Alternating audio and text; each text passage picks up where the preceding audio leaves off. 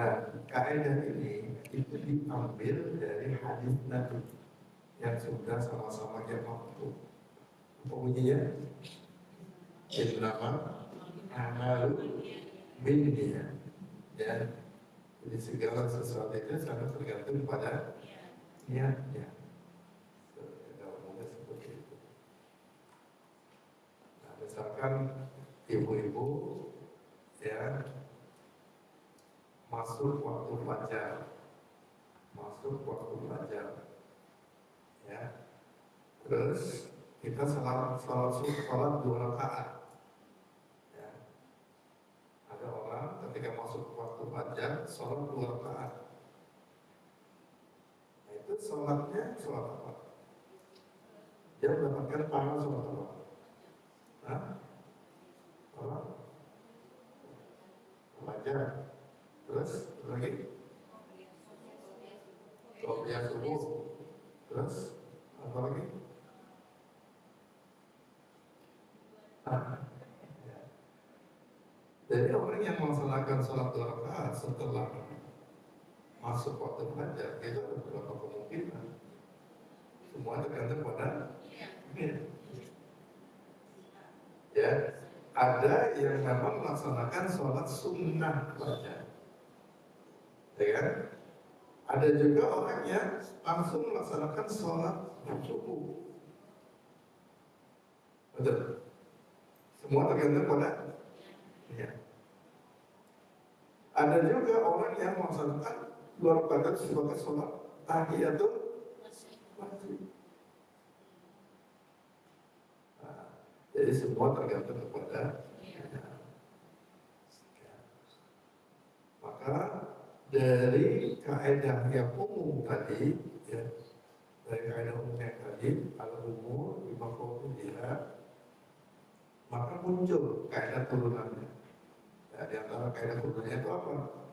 Ini di antaranya adalah al-qusul bil uqul mu'tabarah. Ini kaidah turunannya. Jadi niat dalam suatu akad itu ternilai.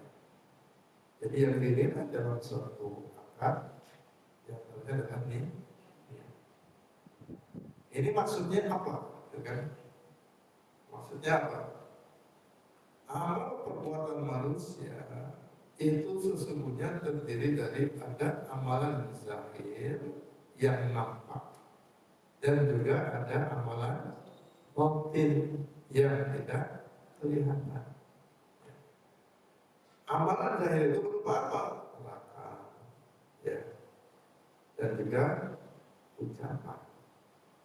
Sementara amal batin adalah niat dan motivasi pelakunya. Jadi batin saya sebenarnya sholatnya sholat ba'diyah isya, gitu, ya. Tapi yang terucap ba'diyah batin. Yang itu yang mana? Niat maghrib, niat isya, ya. Jadi seperti itu. Ya, sementara amal batin adalah niat dan motivasi pelakunya, dan keduanya sesungguhnya diperhatikan dalam syariat. Ya. Kita ambil contoh yang lain, ya.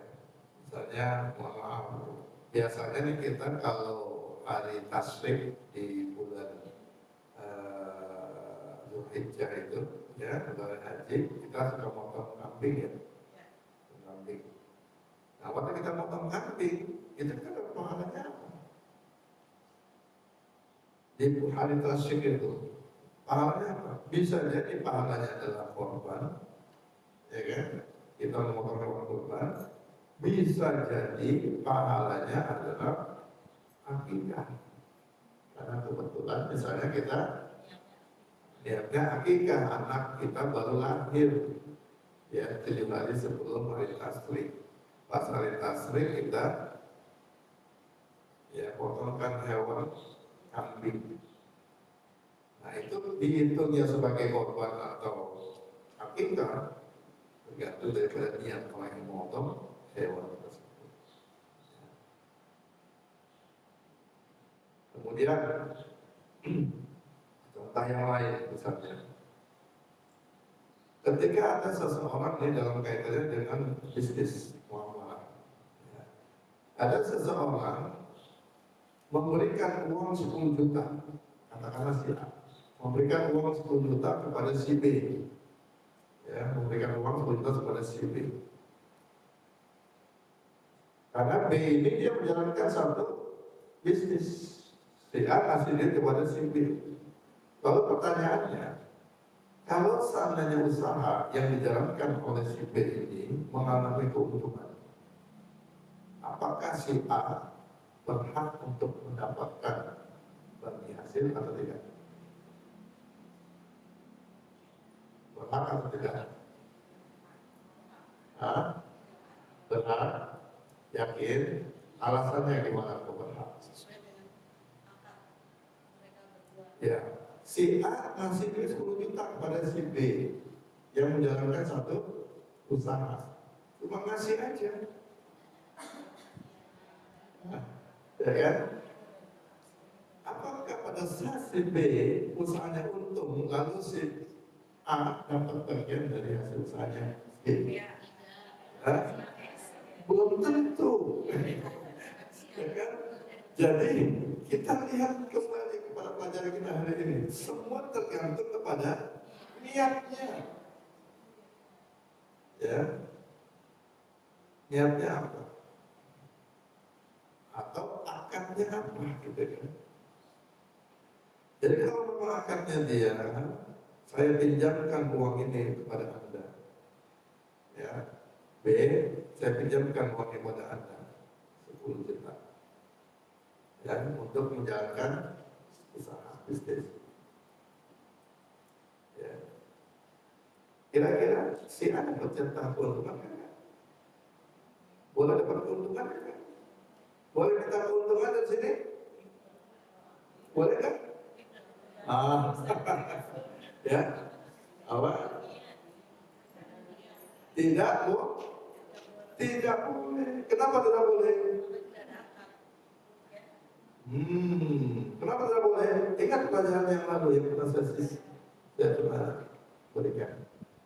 Kalau akadnya utangan, ya enggak?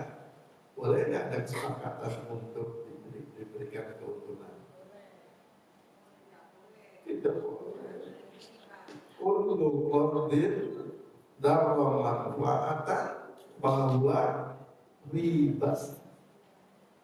Setiap pinjaman yang mendatangkan manfaat atau keuntungan bagi yang memberikan pinjaman, maka manfaat ini dikategorikan riba.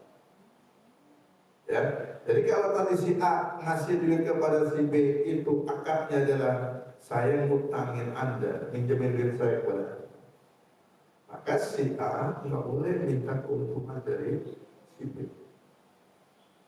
Nah, tapi kalau seandainya si A ngomong, Anda kasih duit ente 10 juta, karena Anda ingin ikut andil dalam permodalan usaha ente. Ya. Anda kepengen nanti dapat untung juga kalau usaha ente untung. Nah, kalau ente rugi, Anda siap untuk menanggung kerugian. Nah, yang kayak begini ini ya boleh. Karena memang niatnya si A itu adalah ikut andil dalam satu kerjasama bisnis. Ya. Dan dia siap konsekuensinya yang dia hadapi itu apa? Kalau untung dia dapat bagian, kalau rugi dia siap menanggung risiko. Itu baru syariat yang dipakai dalam kegiatan bisnis. Ya. Baik. Dalam hadis dari Abu Hurairah radhiyallahu anhu, Nabi sallallahu alaihi wasallam bersabda, "Inna Allah la yanzuru ila suwarikum wa amwalikum, walakin yanzuru ila qulubikum wa a'malikum." Sesungguhnya, kata Nabi, Allah tidak memperhatikan rupa kalian atau harta kalian, namun Allah memperhatikan hati dan amal kalian. Ya. Jadi bukan berarti sesuatu yang zahir itu nggak penting, tapi yang lebih penting lagi adalah masalah batin. ya masalah hati kita. Nanti kita ambil beberapa contoh kasusnya. Oleh karena itu, ada amal yang tidak dinilai di dalam Islam yang disebabkan tidak ada faktor pendorong batinnya. Ya. Artinya memang sama sekali dia tidak punya niat untuk melakukan itu. Ya. Melakukan sesuatu ya sekilas sekelebat begitu aja, padahal dia nggak ada niat sama sekali. Nah, ya, seperti sumpah yang sering kita ucapkan, ya, yang disebut dengan istilah lahu, ya. Kalimat sumpah yang diucapkan sebatas pemanis bahasa saja, ya. Yang ini menjadi tradisi masyarakat Arab pada zaman itu. Mereka suka membacakan apa? Wallahi, wallahi ahi, wallahi ahi, kan gitu ya. Demi Allah ahi. Ya. Tapi sebenarnya tidak bermaksud bersumpah yang tidak. Ya. Nah, jadi sumpah yang demikian itu disebut dengan lahu, ya.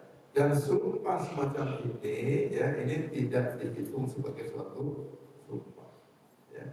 Bagaimana Allah Subhanahu Wa Taala berfirman, ya, di dalam Quran surat Al-Baqarah ayat 125, la yu'akhidukumullahu bil-lagwi fi aymanikum walakin yu'akhidukum bima kasabat qulubukum.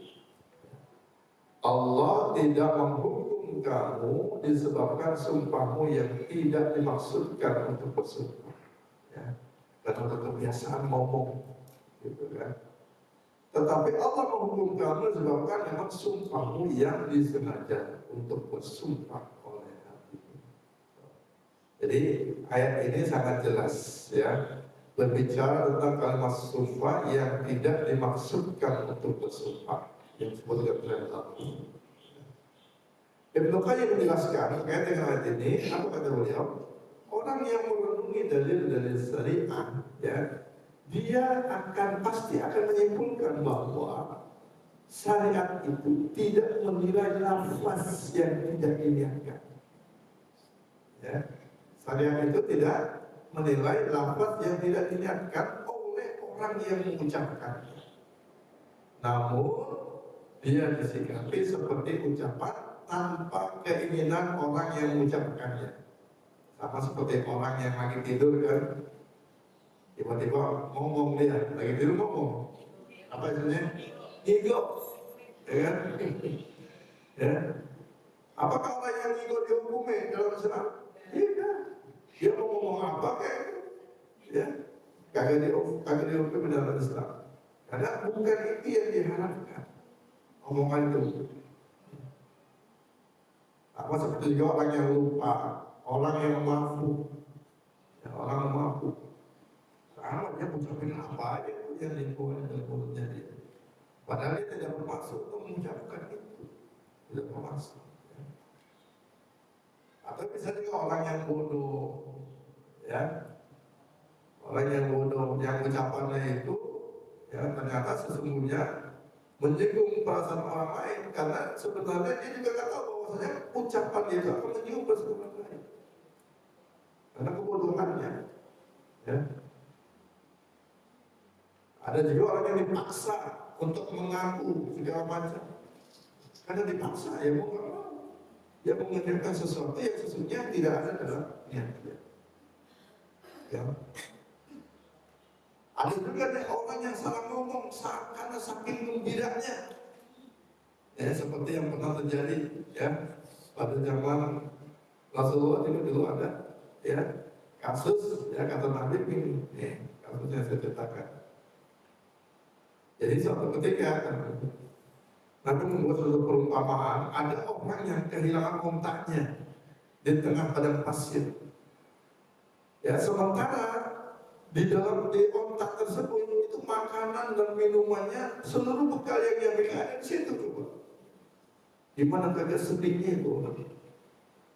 Dalam suatu perjalanan, bekal makanan, minuman ada di ontak, ya, kemudian, ya, ketika dia tertidur, untanya kabur, dia bingung gitu kan, dia bingung, putus asa dia, ya. Tiba-tiba ontanya datang. Tiba-tiba ontanya datang, berdiri di samping, lengkap dengan semua perbekalannya. Gimana kira-kira rasanya? Ibu mobil katanya mobil Fortunernya hilang. Di dalam mobil Fortuner itu ada emas 1 kilo. Lagi nongkrong merenungi nasib gitu kan di depan halaman rumah kita. Tiba-tiba datang ke Fortuner, lengkap. Kira-kira gembira kan? Saking gembiranya sampai-sampai ini yang punya otak ngomong apa? Allahumma anta abdi wa ana rabbuk. Apa artinya boleh? Ya Allah, engkau adalah hambaku dan aku adalah Tuhanmu. Ya, saking gembiranya dia sampai ngomong begitu. Allahumma anta abdi wa ana rabbuk. Ya Allah, kau hambaku dan aku Tuhanmu. Ini orang yang kayak begini,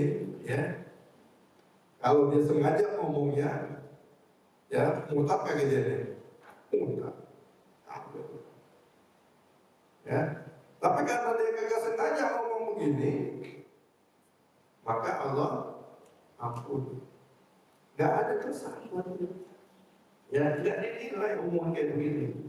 Karena dia kagak ada niat seperti itu. Gak pernah ada niat untuk menjadikan Allah sebagai hambanya dan dirinya sebagai Tuhannya. Gak ada niat. Kalau kasus lagi. Baik. Jadi niat dalam suatu muamalah, sebagaimana niat menentukan keabsahan dari ucapan seseorang dalam muamalah, niat itu memiliki pengaruh terhadap status akad. Maka nanti ada beberapa pendapat ulama. Pendapat ulama di antara pendapat mazhab Hanafi. Beliau mengatakan bahwa dalam pendapat mazhab Hanafi ini akad itu perlu mempertimbangkan zahirnya yang nampak. Dari maksud dan keinginan pelaku tanpa harus mencari tahu latar belakang perbuatan pelaku. Ini kalau pendapat mazhab Hanafi. Jadi yang penting zahirnya. Yang penting zahirnya. Kayak kita misalkan jualan nih, jual sesuatu kepada orang-orang, mau beli sesuatu sama kita kan nggak perlu tanya itu, nggak perlu tahu.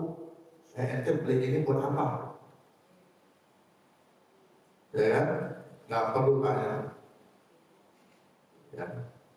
Jadi kalau pendapat mazhab Hanafi seperti itu, nggak usah ditanya, ente mau beli ini buat apa? Udah jual-jual aja, dia pokoknya beli dari kita, gitu kan. Nah ini contoh seorang penjual perasan anggur, tidak harus yakin bahwa anggur yang dia jual tidak akan digunakan pembeli untuk membuat khamr. Kita tahu bahwasanya anggur itu menjadi bahan baku membuat khamr. Jadi kalau ada orang yang beli perasan anggur tadi, kita sebagai penjual nggak perlu harus yakin bahwasanya anggur yang kita jual itu tidak akan digunakan untuk membuat khamr. Nggak perlu aku kesana. Udah jual aja.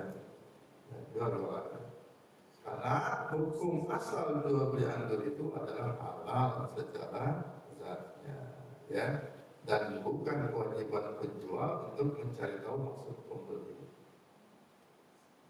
Sama seperti orang yang mau menacik bom misalnya, dia kan beli bahan-bahan kimia dulu Kita sebagai toko penyedia bahan kimia, kita tidak perlu tanya ente beli bahan ini buat apa? Udah jual aja. Itu kalau pendapat mazhab. Jadi kita sebagai penjual nggak perlu tahu apa niat yang ada dalam hati si pembeli. Lalu yang kedua mazhab Maliki.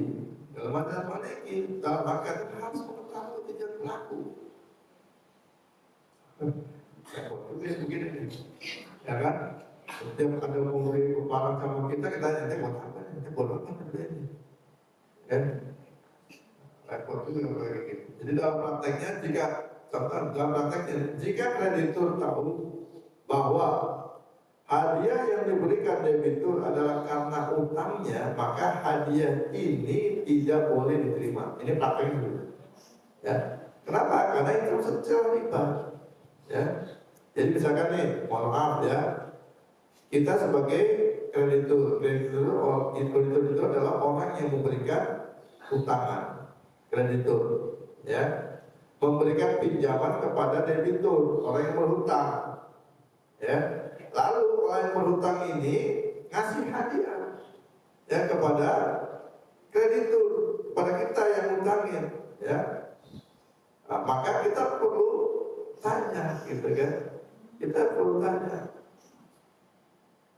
Dan sebenarnya kita nggak perlu tanya, kita sudah tahu. Kalau orang ini sebelum kita kasih pinjaman, kagak pernah ngasih hadiah sama kita, ya, tiba-tiba dia setelah kita kasih utangan, dia ngasih hadiah, ini artinya apa? Nah, ya, artinya dia niatnya itu memberikan hadiah itu karena dia mendapatkan pinjaman. Makanya kayak begini kagak boleh. Tapi kalau orang yang sudah terbiasa memberikan hadiah, memberikan pinjaman, ya, memberikan hadiah sebelum dia diberikan pinjaman, gitu ya, maka dia boleh memberikan hadiah kepada orang yang memberikan pinjaman. Ya, tetangga kita nih, sebelum kita kasih pinjaman dia udah biasa kasih masakan, baik itu sayur, ya, maupun lauk matang yang lainnya, udah biasa dia. Giliran dia susah, dia pinjam sama kita, ya, kita kasih pinjaman 1 juta, 2 juta, dan setelah kita kasih pinjaman, dia juga tetap memberikan sayur yang kalau dia masak, ya kita kirimin semangkok, 2 mangkok, selesai. Kalau kayak begini boleh, ya, kita ambil hadiahnya karena sudah terbiasa. Jadi agak ada hubungannya hadiah yang dia berikan itu dengan pinjaman dengan utangnya. Ya, baik. Nah, termasuk juga jika diketahui tujuan orang yang menikah adalah untuk tahlil, maka nikahnya batal. Apa itu tahlil? Nikah tahlil tahu? Ya, ada orang yang sudah diceraiin nih, ada perempuan yang sudah diceraiin sama suaminya, talak 3 udah. Nah, ya kan, talak 3. Jadi untuk rujuk kembali dengan istri yang sudah ditalak 3, itu syaratnya apa? Nah, ini perempuan ini kudu nikah dulu sama orang lain, ya kan? Kalau dia belum menikah orang lain, kagak boleh. Belum nikah dan belum digauli sama orang lain, maka kagak boleh ini suami yang sudah menangkap 3 ini untuk kembali ke dia. Maka kalau udah saking nyeselnya ini suami yang pertama ini kan ya, aduh, kalau ini kota ini dulu aja apa enggak anak istri gua yang ketiga. Padahal dia banyak banget baktinya sama gue. Banyak banget itu bisnis. Dan selalu ya suka nyari kemana-mana kagak dapetnya kayak dia gitu kan. Kagak dapet. Mau rujuk dia. Nah karena si istri ini memang kagak pernah punya niat yang macam-macam, ya ini udah santai aja, jalan sendiri aja, nggak pernah nikah. Ya, diutarakanlah sama suaminya, saya pengen nyesel, ya banyak bakal gitu kan, saya pengen balik lagi sama kamu. Ya, tapi dia tahu bahwasanya kalau mau kembali harus nikah dulu. Ya bener, cari laki lain aja dan cari laki dulu kan. ya kan? Dipanggil lah itu, ya kan? Laki-laki lu nikahin bini gua dah, ya kan? Kalau lu nikahin bini gua dah, tapi ntar lu ceraiin ya, dan terus begitu. Itu status laki-laki ini disebut dengan muhalil, muhalil, ya. Sedangkan laki-laki yang minta, laki-laki yang menikahi ini adalah muhalal, ya. Jadi ini tidak boleh dalam Islam. Dia begitu. Kan kalau perempuan ditalak satu masih bisa balik lagi, enggak? Nah, talak dua juga masih bisa. Tapi kalau talak tiga, nggak bisa. Nikah dulu, baru boleh balik. Kayak gitu. Ya. Nah, jadi kalau ada orang yang nikah tujuannya itu adalah untuk tahlil, maka nikahnya itu batal. Ya, batal. Artinya apa? Kalau dia batal, berarti selama dia berhubungan dia berzina terus. Oke. Yang ketiga, mazhab Syafi'i. Ya, mazhab Syafi'i. Mazhab Syafi'i ini hampir sama, ya, dengan pendapat yang pertama. Jadi kata dalam mazhab Syafi'i pandangannya semua aktivitas akad hanya didasarkan pada apa yang zahir. Ya, Imam Syafi'i mengatakan prinsip yang menjadi pendapat saya bahwa semua akad itu terhitung sah berdasarkan zahirnya. Saya tidak menganggap batal hanya berdasarkan sangkaan atau kebiasaan orang yang melakukan akad. Saya menilai sah jika zahirnya sah, ya. Dan saya tidak suka menilai batal hanya berdasarkan niat. Andai niat itu ditampakkan bisa membatalkan jual beli. Ya. Ini yang dikutip dari kitab Al-Um, ya, karangan beliau. Jadi hampir sama dengan pendapat yang pertama tadi, ya, didasarkan pada zahirnya. Pokoknya kalau zahir apa yang terlihat itulah sudah. Itu yang dianggap sebagai sesuatu yang sah.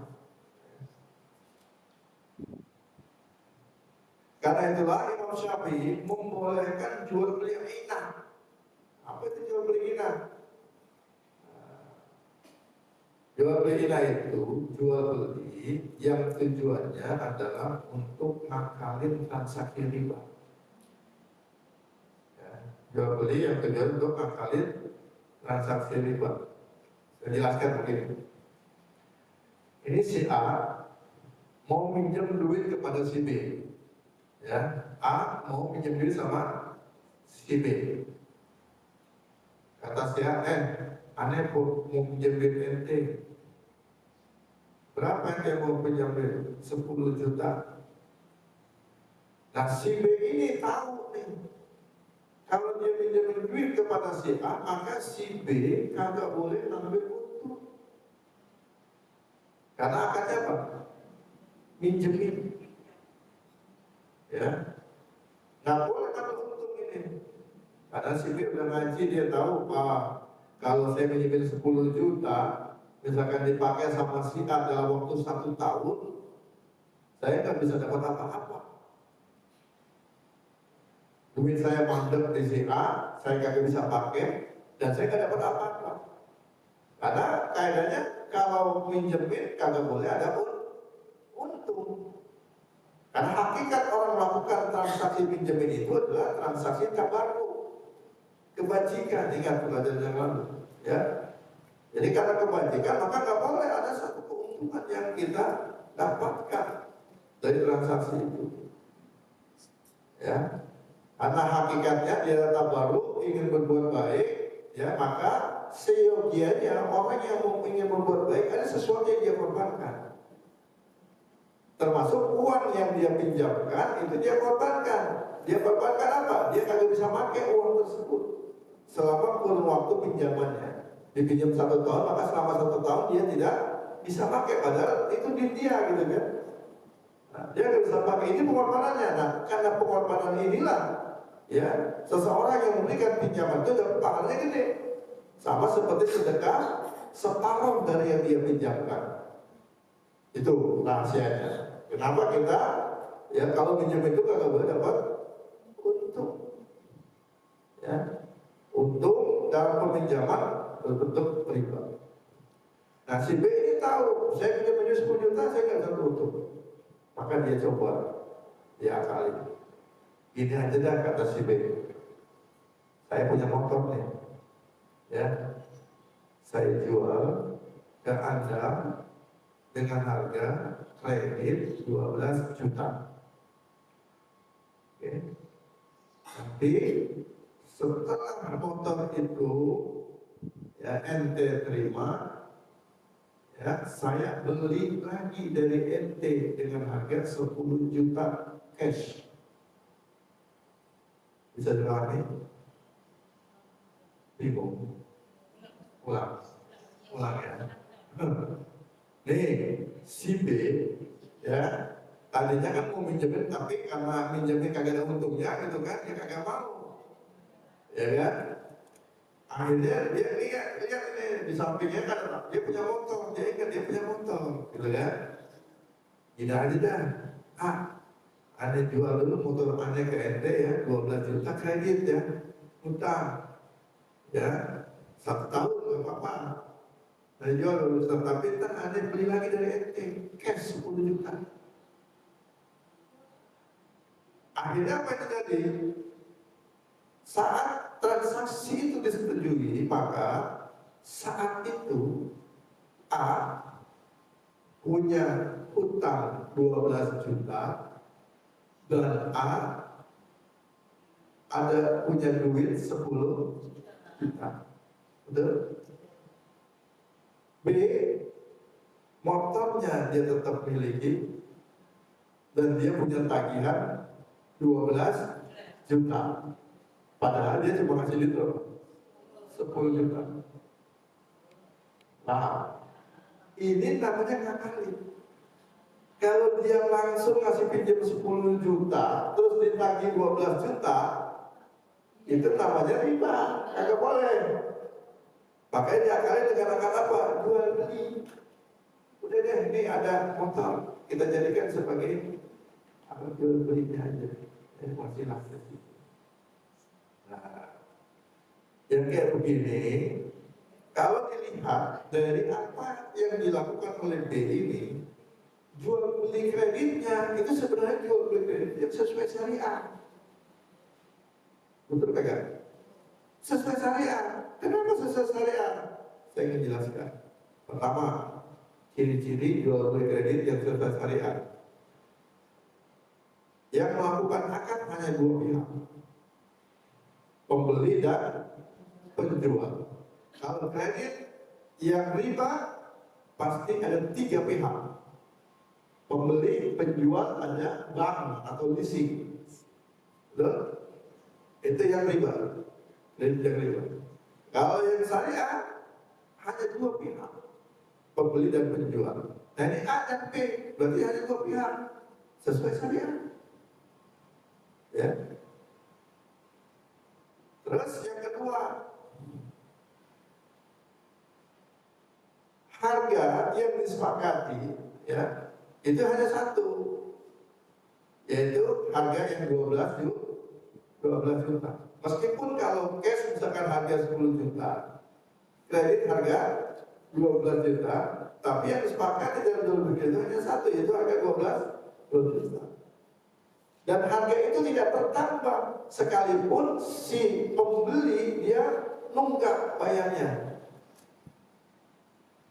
Ya, kalau di kredit riba yang nunggak bayar kira-kira tambah ke utangnya? Nambah. Ya. Jadi nilai harganya nambah itu. Nilai utangnya nambah. Gara-gara yang ngutang ini telat bayarnya. Tapi kalau syariah tidak, dia telat nggak didenda, berarti nggak ada tambahan harganya, nggak ada tambahan nilai utangnya nggak tertambah. Karena ada kaidah mengatakan azziyadah fidain muqabilal ajal riba. Tambahan utang yang bermaksud untuk mengganti waktu pembayaran, tambahan waktu pembayaran, maka tambahan itu termasuk riba. Dan saya itu serius. Jelas ya? Jadi ini jual beli inah dilarang. Meskipun cuma ngakalin aja, bahkan dalam sebuah hadis dikatakan apa? Jual beli inah ini termasuk jual apa perkara yang bisa membuat seseorang itu dihinakan oleh Allah. Dalam sebuah hadis riwayat Abu Dawud, Nabi sallallahu alaihi wasallam bersabda, "Idza tabaya'tum bil inah wa ahadtum adnab al-baqar wa raditum biz zar'i wa taraktumul jihad sallallahu alaikum dhulla la yanziruhu hatta tarji'u ila dinikum." Apabila kalian melakukan bai'al inah, jual beli inah, idza tabaya'tum bil inah wa akhadtum adnab al-baqar wa raditum biz zar'i, kamu mengikuti ekor-ekor sapi dan kamu memuja-muja tanaman hias yang kamu miliki, Wataraktul jihad, dan kalian meninggalkan perkara jihad, sallallahu alaikum dzullah, niscaya Allah akan hinakan dirinya. Bahkan kata Nabi, la yansihuhu hatta tarji'u ila dinikum, tidak akan diangkat itu kehinaan sampai dirinya kembali kepada syariat Allah. Tidak akan diangkat. Bayangkan. Ini jual beli inah doang nih, yang cuma ngakal-ngakalin doang transaksi riba. Apalagi kalau kita jelas-jelas melakukan transaksi kredit yang riba. Kira-kira lebih dihinakan atau tidak? Lebih dihinakan. Yang ngakalin aja sudah dihinakan. Apalagi kalau kita jelas-jelas melakukan transaksi riba. Jual beli kredit yang ada unsur riba. Ya, pokoknya cegah suami ibu kalau mau beli apa-apa kredit yang ada ribanya, yang pakai akad riba, cegah agar kita tidak dinyatakan Allah Subhanahu wa Ta'ala. Ya, apapun judulnya. Hati-hati ya Bu ya. Termasuk nanti kalau ibu mau melakukan transaksi kredit yang syariah, ibu juga harus tanya juga, ini benar syariah atau kagak nih? Ya, benar syariah atau kagak? Makanya jangan langsung ambil aja tentang labelnya syariah, ya, nah, singkat aja. Tanya dulu, kalau ibu kagak ngerti tanya ke saya. Ya, kalau mau ada kredit apa-apa, ya tanya saya nanti. Oh ya, nomor tokonya 0817 ya 490 0817 490 8500. Jadi beberapa kali saya menghadapi kasus ya seperti ini. Ada orang yang mau ngasih pinjaman modal, saya tanya dulu ini sesuai dengan akadnya. Meskipun yang memberikan pinjaman modal itu lembaga keuangan syariah, saya tanya dulu. Ya. Baik, kita kembali ya. Jadi beliau menganggap sah secara zahir tanpa ada penilaian untuk masuk transaksi riba. Ya. Beliau pasrahkan yang pelakunya pada Allah. Tapi Imam Syafi'i ya tetap melarang jual beli inah yang kalau dia itu tahu maksudnya itu adalah untuk ke arah sana, tetap dilarang. Ya, jadi kalau seandainya dia kagak tahu nggak apa-apa dia misalnya. Misalkan begini, ya si A sama si B tadi ya, si A dia beli motor sama si B dengan cara kredit, ya kan, 12 juta. Oke, maka si A dapat motor, ya, dan dia punya utang pada si B 12 juta. Terus nggak lama setelah dia pakai, dia jual lagi itu motor kepada si B dengan harga 10 juta. Ya, yang seperti ini seperti jual belinya juga kan kita kan ya. Nah, Tapi hakikatnya ini bukan jual beli inang, ya, bukan jual beli inang. Karena memang dari awal si A sama si B ini dia tidak ada maksud untuk melakukan jual beli inang. Dia murni si A beli motor dari B dengan cara kredit 12 juta, murni itu transaksinya. Namun seiring jalannya waktu, ya, dia kepengen, saya lagi butuh duit ini, ya kan, dia butuh duit, pengen beli apa sesuatu yang mungkin dia penting banget tapi nggak ada duit gitu ya. Maka akhirnya apa, ya udahlah motornya saya jual aja dah. Jual ke orang lain susah, kenapa? Karena BPKB-nya ditahan sama si B. Akhirnya udah dia jual lagi kepada si B. B mau beli, ya udah nggak apa-apa, berarti 10 juta. Ya, 10 juta. Tinggal dihitung duit yang masuk, udah masuk ke B ini berapa nih? Dia ngangsungnya. Ternyata si B, ya, itu baru menerima angsuran dari si A 1 juta misalnya, ya kan? Baru menerima angsuran 1 juta ya, karena dia baru 1 bulan pakai misalnya 1 juta. Akhirnya kurangnya berapa kalau gitu? Kurang 9 juta. Maka si B bayar kepada si A itu cukup 9 juta. Ya. 9 juta. Oke. Baik, dari 12 juta angsuran, ya kan? Dari 12 juta, kok 9 juta sih? Salah ya. Dari 12 juta, mohon maaf, dari 12 juta anggap saja yang sudah dibayar masuk angsurannya itu 3 kali, ya, 3 juta, ya kan? Berarti kan si A masih punya utang berapa? 9 juta, ya kan? Kepada si B masih punya utang 9 juta. Dan motor itu dijual dengan harga 10 juta. Berarti si B hanya ngasih kepada siapa, Pak?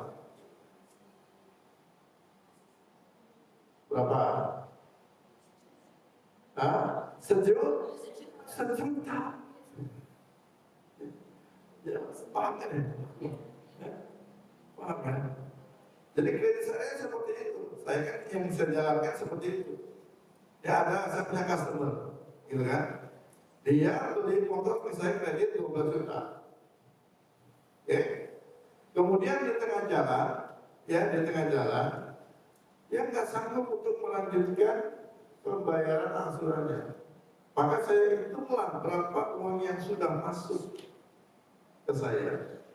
Terus saya hargai ini motor harganya berapa dulu. Ente mau jual ke Anda berapa? Ya, misalkan motor itu dijual ke saya misalkan harganya 10 juta, gitu. Sementara dia sudah masukin duit ke saya itu 6 juta misalnya. Nah, udah masukin 6 juta. Ya. Maka kalau dia sudah masuk 6 juta, dia masih punya utang berapa? Berapa? 6 juta. Dia masih punya utang 6 juta. Maka saya bayar tinggal berapa? 4 juta lagi. Kalau motornya itu dihargai 10 juta.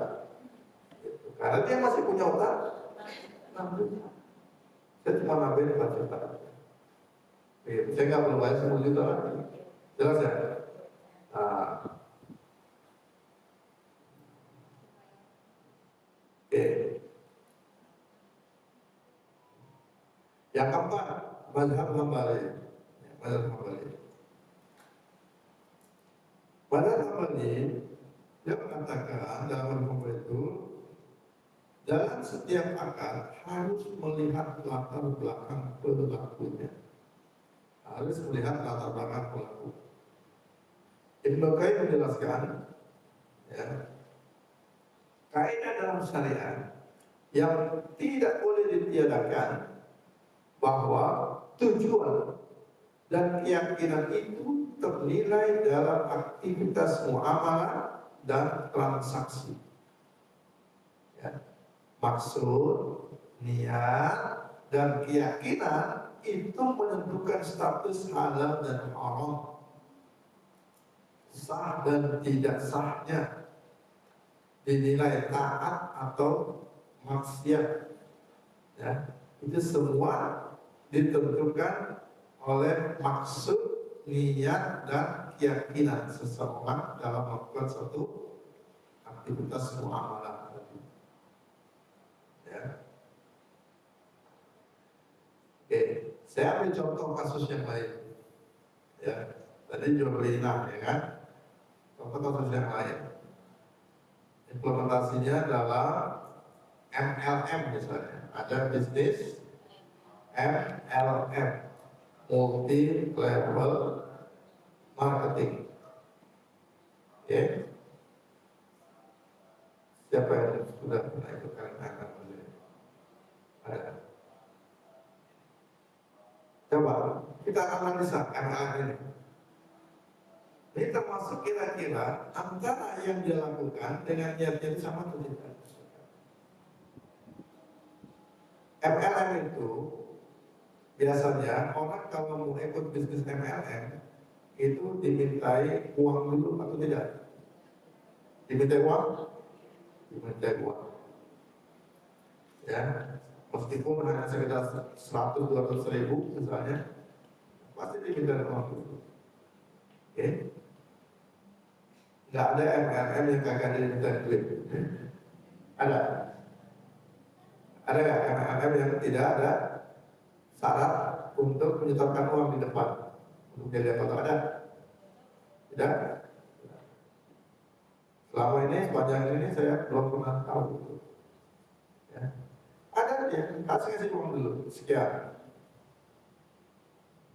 Kemudian yang dia bayar itu ada nggak barang yang kita terima? Tidak ada kok kan? Nggak ada apa-apa kan?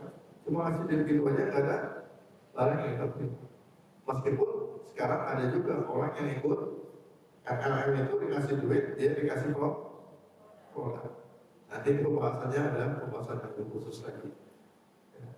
Ini kita anggap dulu misalkan MLM yang pada umumnya MLM. Tidak ada produk, kita kasih duit aja, kamu nanti gabung. Ya kemudian setelah itu dia dapat apa namanya keanggotaan, ya. Dan tujuan yang ketiga apa? Nggak dapat produk, kemudian dia apa? Biasanya apa? Dia disuruh cari downline. Ya, saya cari downline. Produk kagak dapat, ya, cari downline. Tujuan seseorang itu, tujuannya hakikatnya adalah ingin mendapatkan ya, keuntungan dari downline yang dia dapatkan. Ya. Padahal downline itu adalah sifatnya adalah peluang pasar. Ya kan?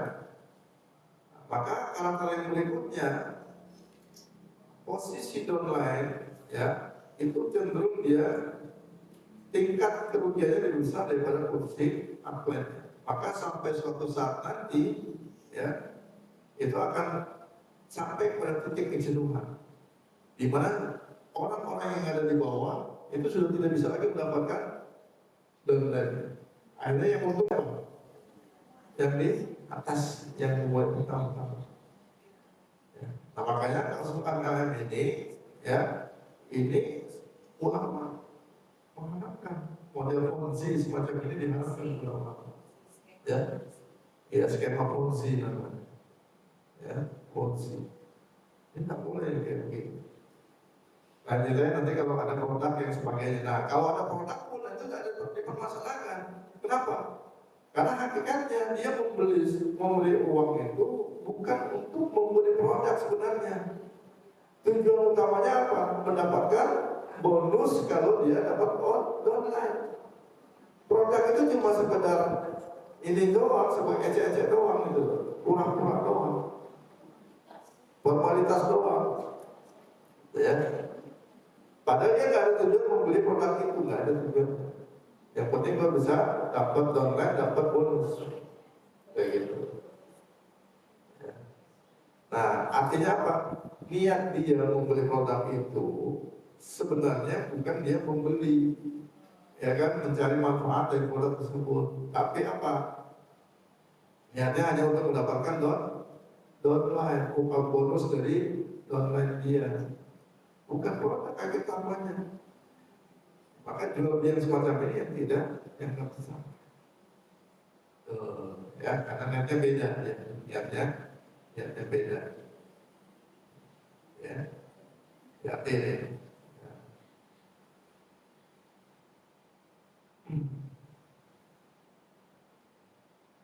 Jadi prinsipnya orang itu kalau kita memberikan sesuatu, memberikan uang, ya harus ada apa yang diterima, barang atau jasa apa yang diterima.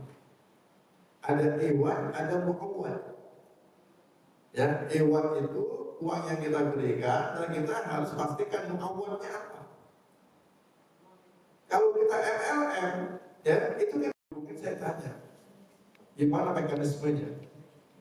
Jadi Pak Ustadz, nanti kami kasih modal sesuai dengan kebutuhan Pak Ustadz. Pak Ustadz berapa punya kebutuhan modal? Anggaplah misalkan 100 juta. Oke, 100 juta modal yang saya dapat dari bank tersebut. Ya, terus saya tanya akadnya akad apa? Akadnya akad ijarah Pak Ustadz. Loh, kok akad ijarah? Ya, akad ijarah itu gimana maksudnya? Dia nanti setiap bulan Pak Ustadz ya berikan ujroh kepada kami yang nilainya kami tentukan sekian. Ya, kenapa kok seperti ini saya bilang? Saya tanya ke Anda mengijarahkan, kalau ada sesuatu akad ijarah itu, harus ada sesuatu manfaat atau jasa yang saya dapatkan. Ya, saya bayar sesuatu, harus ada sesuatu manfaat atau jasa yang saya dapatkan. Sekarang saya bayar ujroh setiap bulan, apa yang saya dapatkan? Dia bilang, saya dapat uang untuk dipakai usaha. Oh, berarti Anda menyewakan uang. Berarti Anda menyewakan uang, saya katakan. Kalau Anda menyewakan uang, saya tanya, uang itu ada manfaatnya nggak sama saya secara langsung? Saat saya bayar, kemudian saya mendapatkan uang, saya ada manfaatnya tidak itu? Tidak. Uang itu baru akan ada manfaat jika uang itu digunakan. Ya, artinya apa? Belum ada manfaat. Ketika saya baru terima, belum ada manfaatnya itu. Dan saya harus membayar ujroh ke Anda. Enak aja. Tidak bisa. Ya. Saya kalau mau Anda memberikan modal ke saya mau pakai akadnya akad mudharabah, akad musyawarah. Saya bilang itu. Oh, nggak bisa Pak, kami nggak ada. Oh, itu dia. Itulah kelemahan bank syariah saat ini. Salah satu kelemahan bank syariah saat ini adalah apa?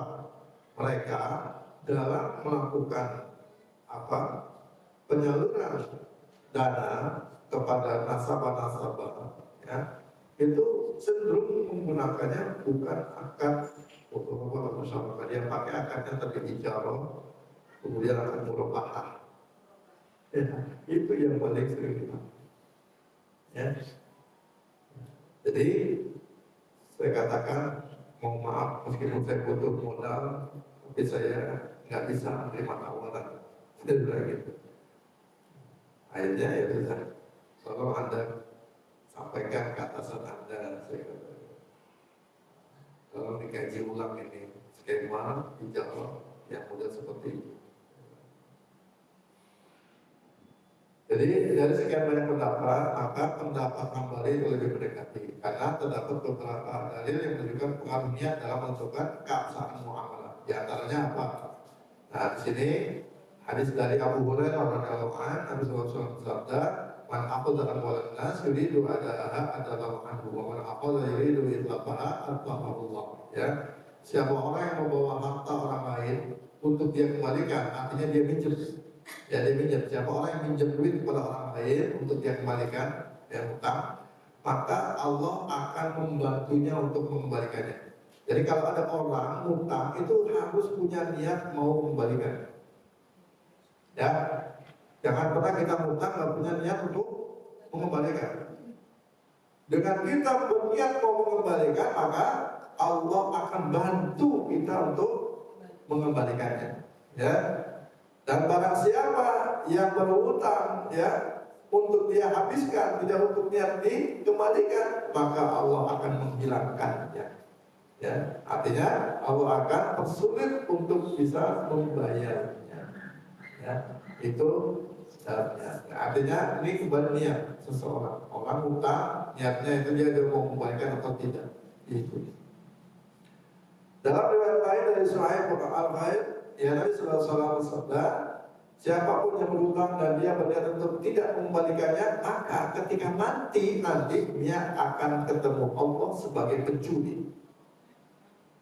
Ya, dia lihat ketika dia minjam duit tapi dia nggak punya niat untuk mengembalikan dan dia mati, maka nanti matinya itu dia posisinya sebagai pencuri, status sebagai pencuri. Jadi sama-sama berhutang, namun Nabi SAW memberikan hukum yang berbeda karena niatnya berbeda. Yang satu niatnya mau mengembalikan, yang satu niatnya tidak ingin mengembalikan. Ya, hukumnya berbeda. Jadi bukan niat. Kemudian juga hadis tentang akad nikah.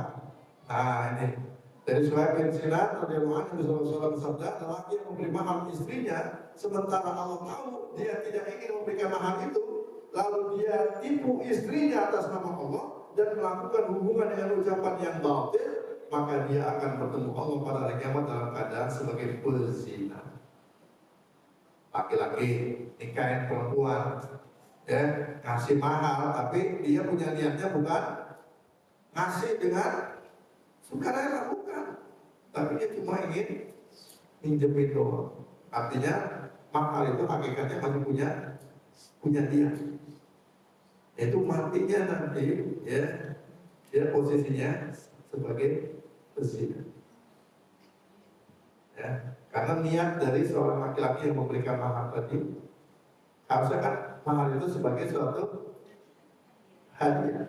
Wa'atun nisa sodukotihinna niklah, dan berikanlah ya kepada perempuan itu soduk. Ya, soduk itu adalah mahar sebagai an-niklah. Niklah itu adalah pemberian. Ya, sebagai pemberian. Ya, sebagai pemberian atau hadiah atau hibah. Ya. Maka kalau dia memberikan mas kawinnya cuma untuk dipinjemin, berarti dia statusnya sebagai pezina kalau dia mati nantinya. Alhamdulillah, ya. Baik, saya pikir ini dulu, ya, sudah jadi 5 lewat ini ya, yang bisa saya sampaikan. Silakan kalau ada yang mau diskusikan, mau saya hapus sebelumnya mungkin.